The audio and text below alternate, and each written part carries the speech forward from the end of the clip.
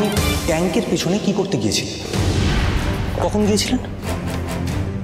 ভাস্কর কাকা ট্যাঙ্কে পড়ে গেলেন তার আগেই নিশ্চয়ই গিয়েছিলেন, কারণ এই চুটকিটা বিমলা তার আগেই পেয়েছে। আচ্ছা মিস গৌরী, আপনি কি দেখেছেন ওনাকে ট্যাঙ্কে পড়ে যেতে? বা কেউ কি ইচ্ছে করে ওনাকে ট্যাঙ্কে ফেলে দিয়েছে? আচ্ছা, আপনি যদি এসব কিছু দেখেই থাকেন তাহলে আমাকে বা বাড়ির কাউকে ফোন করে জানাননি কেন? আমার দোষে, সব আমার দোষে হয়েছে স্যার। আমার দোষে ভাস্কর কাকা মারা গেছে। কি? আপনার দোষে ভাস্কর কাকা মারা গেছে? আপনি কি দেখেছেন ভাস্কর কাকাকে ট্যাঙ্কে পড়ে যেতে, নাকি আপনি ট্যাঙ্কে ওনাকে ফেলে দিয়েছেন? আপনি কি করেছেন সত্যি করে বলুন মিস গৌরী। আমাকে ক্ষমা করে দিন স্যার, আমাকে ক্ষমা করে দিন। আমি আপনাকে অনেক কথা বলতে চেয়েও বলতে পারিনি। আমি আপনাকে মিথ্যে কথা বলেছি স্যার।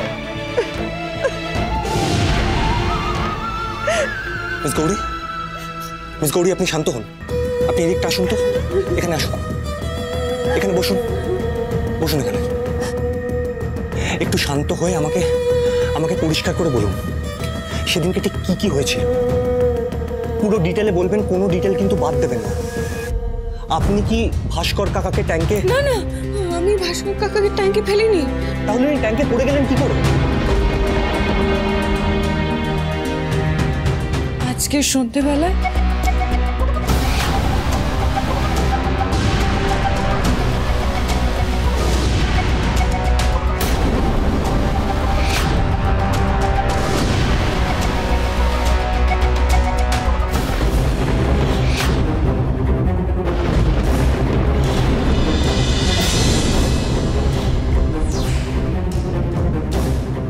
ওই অনিল কর লোকটা আপনাকে ভুল বুঝিয়েছে। এটা আমারই ভুল। একটু খোঁজ খবর না নিয়ে এরকম একটা ইনভেস্টিগেশনের দায়িত্ব যার তার হাতে তুলে দেওয়াটা আমার ভুল হয়েছে। নিজের স্বার্থের জন্য আপনাকে ভুল বুঝিয়ে একটা মানুষকে খুন করে ফেলল। আর আপনি এত সরল কেন গৌরী? একটা লোক যাকে আপনি জানেন না, চেনেন না, সে আপনাকে একটা কাজ করতে বললো আর আপনি সেটা করে ফেললেন। আপনার নিজের কোনো সেন্স নেই, এতে আপনার কি লাভ হলো? লোভে পড়েছে, লোভে পড়ে কাজটা করে ফেলেছি। লোভ? কিসের লোভ? টাকার? আপনি আমার কাছ থেকে চাইতে পারতেন, আমি আপনাকে দিয়ে দিতাম।